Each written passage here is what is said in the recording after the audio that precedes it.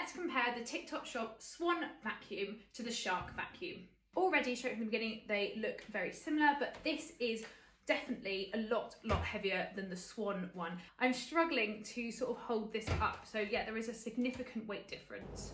The two vacuums are very similar in height, with the Swan vacuum being slightly shorter than the Shark vacuum. They also have very similar bases, with the Shark having a deeper base and the Swan having a wider base. I've had my Shark for just over a year and it does clean the floors really well. However, the bracket has snapped on it, so when I want to bend it to use under furniture, I have to be really careful. I did think it would last longer than that.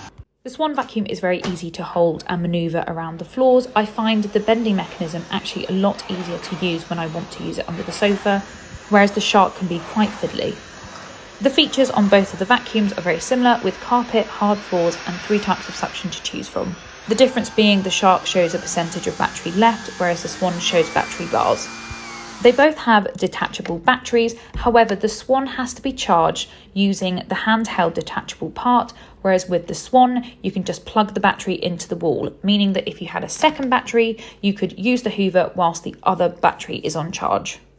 The Swan attachments include an upholstery brush, a crevice tool, a nylon bristle brush and a wall mount, which I think is a really good idea if you have a utility room. You've got a great place to store your Hoover.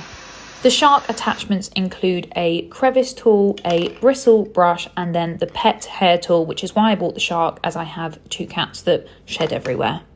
Both of the vacuums have a 60-minute runtime. One thing I do like is how compact the Shark goes down. This is the full vacuum with the battery charging on the side, whereas the Swan can't pack away like that, but then you are meant to wall mount it while it's charging and then you just sort of grab it and go.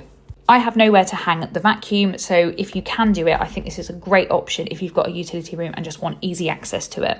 One thing I hate about the Shark is I find it really difficult to clean and it gets blocked very easily because of the dual bristles and the wide base. The Swan looks like it's going to be an absolute dream to clean, but I'll have to get back to you on that one. The Swan is a great contender to the Shark vacuum and is half the price of it, so run and grab it now.